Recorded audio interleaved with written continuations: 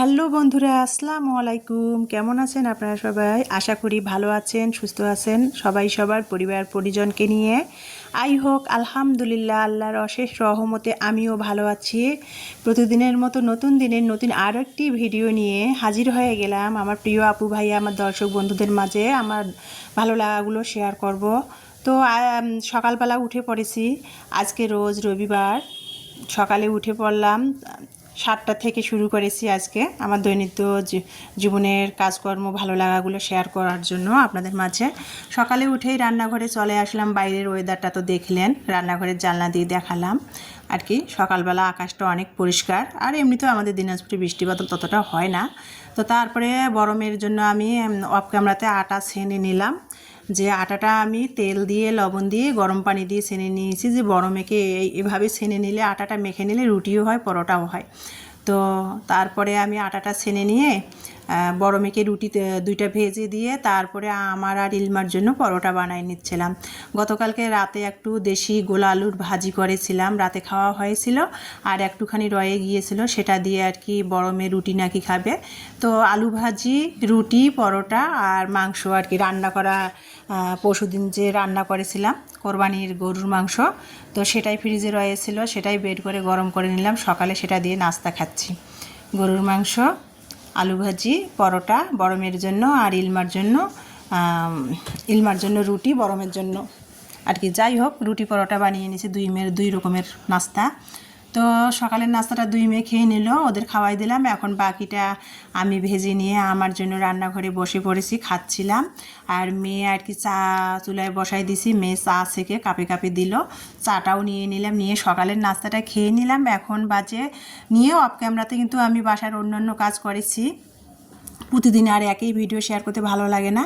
তারপর ভাত বসিয়ে দিলাম। আর এদিকে ইলমার বাবা গতকালকে একটু এমার্জেন্সি কাজে, আপনাদের তো বলেছি, বগুড়া গিয়েছিল। তো বাড়ি আর কালকে আসে নাই, বগুড়ায় কাজ করতে করতে আর কি রাত হয়ে গিয়েছিল।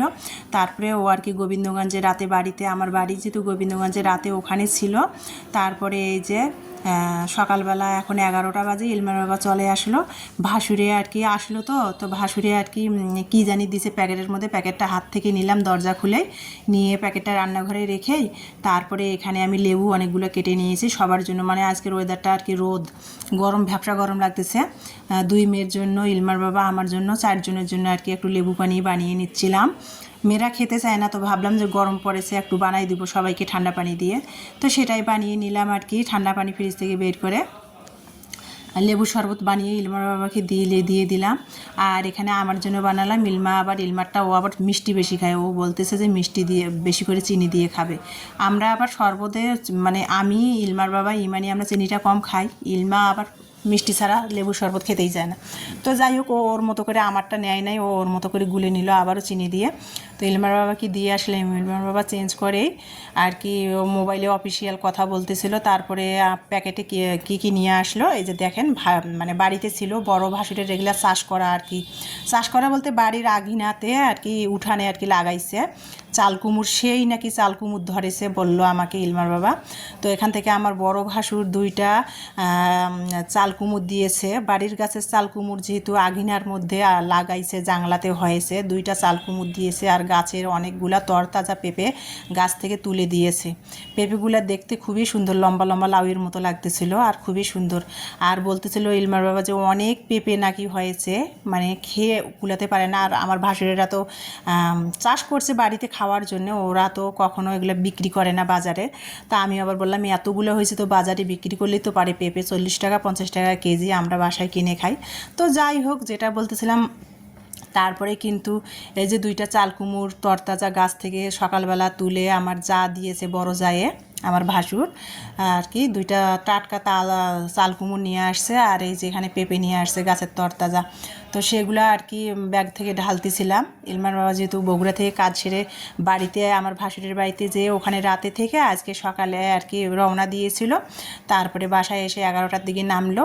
এই তো তারপরে ভাবলাম যে তাহলে বাজার নাইও, তো ভাবলাম যে আমি চাল কুমড়টা তরতাজা যেহেতু জাংলা থেকে সকালে ছিঁড়ে নিয়ে আসলো, তো সেটা দিয়ে ভাবলাম মাছ রান্না করব। তো এই যে দেখেন, গাছের আসলে আমরা বাসা বাড়ি থেকে তরতাজা কি আমরা বুঝি না, বাজার থেকে যেগুলো নিয়ে আসি সেগুলোকে তরতাজা মনে করি। বাজারেরগুলো তো আসলে তরতাজা না, 2-3 দিন কৃষকেরা ওইগুলা তুলে ব্যবসায়ীরা বাজারে রেখে তারপরে বিক্রি করে, সেটাকে আমরা তরতাজা বলি। আর এটা যে এত তরতাজা ফ্রেশ টাটকা গাছ থেকে পেরেই দিয়েছে, সেটা দেখেই আর কি এত ভালো লাগতেছিল।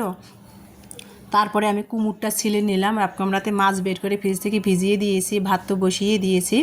এখন আমার মেয়ে এখন পেঁপে দেখে, আমার মেয়ে আবার পেঁপে মানে পাকা পেঁপে খেতে চায় না, আমার ইমানি ওরা পেঁপে কাঁচা পেঁপে ভর্তা মানে মাখাই খায় আর কি, ভর্তা বানিয়ে খায়। তো পেঁপেটা মাখা কিভাবে মাখাচ্ছে আমার শর্টস ভিডিওতে অনেক সময় লং ভিডিওতে বা শর্টস ভিডিওতে আপনাদের সাথে শেয়ার করছি, তারপরেও একটু বলি। পেঁপেটা ছিলে ধুয়ে কেটে দিলাম পাতলা পাতলা করে, চাকা চাকা করে। এখন ইমানি বানাচ্ছিল, এখানে আমের আচার দিয়েছে, চিলি ফ্লেক্স দিয়েছে, চিনি দিয়েছে, লবণ দিয়েছে, বিট লবণ দিয়েছে, সরিষার তেল দিয়েছে, দিয়ে ভালো করে হাতের সাহায্যে মেখে নিল। দেখেন আমি রান্না করতেছি, আমাকে বলে আম্মু একটু খায়া দেখো কত টেস্ট হয়েছে। আর দেখেন অনেক মজা হয়েছে। ইলমার বাবা এগুলো কখনোই খায় না। তো ইলমার বাবা মোবাইলে অফিসের কাজ করতেছিল, তারপর ওর বাবাকে নিয়ে দিল, ওর বাবাও কাছে মজা হয়েছে, ওর বাবাও খেলো। তো যাই হোক খাওয়া হচ্ছিলো ওদিকে, আর আমি এদিকে রান্না করব। চাল কুমুরটা কিন্তু আমি ছিলে, আমার শাশুড়ি সবসময় আমাকে এভাবে শিখিয়েছে। চাল কুমুর কিন্তু ছিলে ধুয়ে নিয়ে তারপরে কাটতে হয়, চাল কুমুর কেটে ধুলে না চাল কুমুর থেকে পানি বের হয়। তো আমি সেটাই সবসময় করে, লাউ বা চাল কুমুর কিন্তু আমি ছিলে আগে কেটে নেই, ছিলে আগে ধুয়ে নেই, ধুয়ে তারপরে কেটে নেই। তাহলে দেখা যায় যে মানে এই ধরনের তরকারিগুলোতে কখনো আর কি পানি বের হয় না বেশি। তো যাই হোক সেটাই আর কি করেছি, চালকুমুরটা কাটার আগে ধুয়ে তারপরে কেটে নিয়েছি। আর এখানে মাছের না বরফ ছাড়ছে, লবণ দিয়ে মাছটা ধুয়ে তারপরে মরিচের গুঁড়া লবণ দিয়ে মাছটা আমি 5 মিনিট রেখে দিয়েছিলাম। এর মধ্যে লবণ আর ঝালটা ঢুকে গেছে, তারপরে আমি মশলা কষিয়ে, রেগুলার যে আমরা মশলাগুলো দিই সেগুলো কষিয়ে, মশলাটা যখন তেলের উপর উঠে আসছে আমি কিন্তু মাছটা দিয়ে দিয়েছি। আর ইলমার বাবা না থাকলে মাছ ভেজে রান্না করে, 2 মেয়ে ভেজে রান্না করলে মাছ নষ্ট করে না, খায়, যতখানি খায়। আর ইলমার বাবা বাসায় থাকলে মাছ কিন্তু আমার কষিয়ে রান্না করতে হয়, মাছ যত ছোটোই হোক আর যত বড়ই হোক। মাছ ভেজে রান্না করলে ইলমার বাবা খায় না, বলে যে মাছ ভেজে রান্না করলে সেই মাছের নাকি স্বাদ লাগে না। তো যাই হোক এই জন্য ইলমার বাবা যখন বাসায় আসে বা বাসায় থাকেও মানে ওর পছন্দ মতো রান্নাগুলো করার লাগে, মাছ সবসময় কষিয়ে রান্না করতে হয়। তো দেখেন মাছটা আমি কিভাবে কষিয়ে নিলাম সেটা তো আপনারা ভিডিওতে দেখতেইছেন। মাছটা কষিয়ে নিলাম, মাছটা পাতে কড়াইয়ে লেগে যাচ্ছে, মাছটা চামচ দিয়ে নাড়তে গেলে ভেঙে যাবে, সেজন্য কড়াইটা ঝাঁকি দিয়ে নিলাম, নিয়ে এপিট উপিট করে ভালো করে এপিট 3 মিনিট ওপিট 3 মিনিট করে 6 মিনিট করে মাছটা নেড়ে চেড়ে উল্টায় পাল্টায় দিয়ে, এই যে মাছের ভিতরে মশলাগুলো ঢুকে গেছে, মাছটা সিদ্ধ হয়ে গেছে, এখন তুলে নিলাম। দেখেন আমি এভাবেই কিন্তু মাছ কষিয়ে সবজি দিয়ে রান্না করি, যে কোনো সবজি দিয়ে মাছ যখন আমি ইলমার বাবা বাসা থেকে এভাবে রান্না করি, আর ও এভাবেই মাছটা খুব পছন্দ করে। তো যাই হোক তারপরে মাছটা আমি এই যে কষা হয়ে গেলো কত সুন্দর, চাইলে কিন্তু এভাবেও কিন্তু মাছ দিয়ে ভাত খাওয়া যাবে, মাছটার ভিতর সব মশলা ঢুকে গেছে যেহেতু সিদ্ধ হয়ে গেছে। তো যেহেতু সবজি দিয়ে রান্না করবো, এখন কিন্তু ওই যে বাকি যে অবশিষ্ট যে মশলাটা থাকলো, তাই এখন কিন্তু ওই মশলাটার মধ্যে আর কোনো এখানে মশলা অ্যাড করব না, ওই মশলাটার মধ্যে কিন্তু আমি চাল কুমুরটা দিয়ে দিলাম। এই যে চাল কুমুরটা আর কি বড় বড় করে কাটছে আমার শাশুড়িরা, আমার শ্বশুরবাড়িতে না চাল কুমুর বলেন লাউ বলেন তরকারি না এরকম বড় বড় করে কাটে, আমি তো তাও ছোটোই করছি, আমার শাশুড়ি আরও বড় বড় করে লাউ বা চাল কুমুর কেটে নেয়। তো যাই হোক এই যে আর অনেক মোটা মোটা করে কাটে। তো যাই হোক এই যে চাল কুমুরটা আমি কেটে নিলাম, নিয়ে তারপরে এই যে মাছটা মশলা কষিয়ে মাছটা তুলে নিয়ে ওই মশলাতে আমি চাল কুমুরটা দিলাম, দিয়ে এখানে আর তো কোনো মশলা দিলাম না, চাল কুমুরটা কষিয়ে নিলাম, নিয়ে তারপরে ম্যাজিক চুলাতে কিন্তু আমি স্টিলের বাটিতে পানি দিয়েছি, যাতে যেন গরম মানে ঠান্ডা পানিটা নর্মাল পানিটা দিব না, গরম পানিটা দিব, তাড়াতাড়ি হয়ে যাবে। যদিও লাউটা এটা মানে বাড়ির আঙ্গিনাতে চাষ করেছে, ন্যাচারাল একবারে সার বিষ ছাড়াই, কষাতেই অনেক সিদ্ধ হয়ে গেছে। তারপরে কিন্তু এই যে গরম পানিটা দিয়ে দিলাম, দিয়ে কিন্তু ঢাকনা দিয়ে আমি তারপরে 5-6 মিনিট ধরে তরকারিটা সিদ্ধ ফুটিয়ে নিয়েছি। নেওয়ার পর যখন বুদবুদ করে ফুটতেছিল তরকারিটা আর প্রায় সিদ্ধ হয়ে গেছে, সিদ্ধ বলতে তরকারিটা হয়ে গেছে, এখন কিন্তু আমি এই যে কষিয়ে রাখা মাছগুলো দিয়ে দিচ্ছিলাম। কষিয়ে রাখা মাছগুলো দিয়ে তারপরে আমি আবারও 2-1 মিনিট তরকারিটা রান্না করে নিয়ে তারপরে কিন্তু ভাজা জিরার গুঁড়াটা দিয়ে দিব। এই যে মাছগুলো কিন্তু উপরে দিয়ে দিলাম, মানে মাছ ভেজে যেমন আমরা সবজি দিয়ে রান্না করি এরকম মাছ কষিয়ে কিন্তু এভাবে রান্না করা যায়। দেখেন কত সুন্দর করে মাছটা আমি রান্না করে নিলাম। আর আজকে কাঁচামরিচের না পেস্টটা খুব কম ছিল, মানে ফ্রিজে ফ্রোজেন করা আছে, বরফ হয়ে আছে, বড় বক্স থেকে বের করতে হবে, অল্প একটু কাঁচামরিচ বাটা ছিল সেটাই দিছি, আর শুকনো মরিচ একটু দিছি, মিলিঝিলে দিছি আর কি।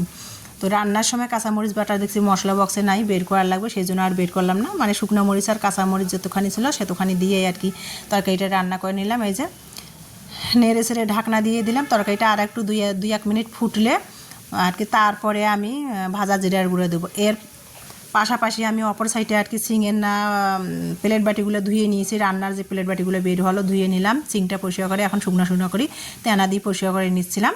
আর রান্নাঘরে দেখবেন যে সবসময় শুকনো চুলা বা সিং বা রান্নাঘর শুকনো থাকলে কিন্তু ভালো লাগে, দেখতেও ভালো লাগে। তো যাই হোক, রান্না করতেছি অপর পাশে সঙ্গে কার সঙ্গে আমি গুছাই নিচ্ছিলাম, যেহেতু গ্যাসের চুলায় রান্না করি আর তো কোনো ঝামেলা নাই। তো এই যে অপর সাইডে পানি পড়ছিল রান্নাঘরে, সেগুলো পরিষ্কার করে দিচ্ছিলাম, সঙ্গেকার কাজ সঙ্গে গুছাই নিচ্ছিলাম। এদিকে ভাত অলরেডি রাইস কুকারতে হয়ে গেছে, আমি রাইস কুকারটা থেকে বের করে নিয়ে আসলাম রাইস কুকারের পাতিলটা, ভাতও হয়ে গেছে। আর আজকে কিছু করবো না, ফ্রিজের মধ্যে সকালে যে গরুর মাংস দিয়ে রুটি খেয়েছিলাম সেই মাংসটা রয়ে গেছে, ইলমার বাবা যদি খেতে যায় সেটা আবার গরম করে দিব। আর আজকে দুপুরে শুধু চাল কুমড় দিয়ে মাছ রান্না করেছি। আর চাল কুমড়টা মানে খাওয়ার পর ভিডিওটা ভয়েস দিচ্ছি, তো এত সুন্দর ছিল, বাড়ির আঙ্গিনায় যে চাষ করা চাল কুমড় ন্যাচারালভাবে যে হয়েছে কোনো সার্ভিস ছাড়া, রান্নাটা এতটাই সুন্দর হয়েছে খেতে। তো যাই হোক, বাজারেরগুলো কিন্তু অতটা স্বাদ লাগে না। তারপরে এই যে ভাজা জিরার গুঁড়া দিয়ে আমি তরকারিটা নামিয়ে নিব, চুলার জালটা বন্ধ করে দিলাম। চুলার জালটা বন্ধ করে দিয়ে এই যে দুপুরে আমি টেবিলে খাবার দিয়েছি, দিয়ে তারপরে ইলমার বাবা আর কি গোসল করে ফ্রেশ হয়েছে, দুই মেয়ে আর কি গোসল করেছে, বড় মেয়ে নামাজ পড়তেছে। তো বড় মেয়েকে বললাম যে একটু লেবু দিয়ে একটু প্যাক তৈরি করো। তো এখানে লেবুর রস, এক ফোঁটা নারকেল তেল আর বেসন দিয়ে আর কি একটু প্যাক তৈরি করছে মুখে দেওয়ার জন্য। তারপরে আমি মুখে দিলাম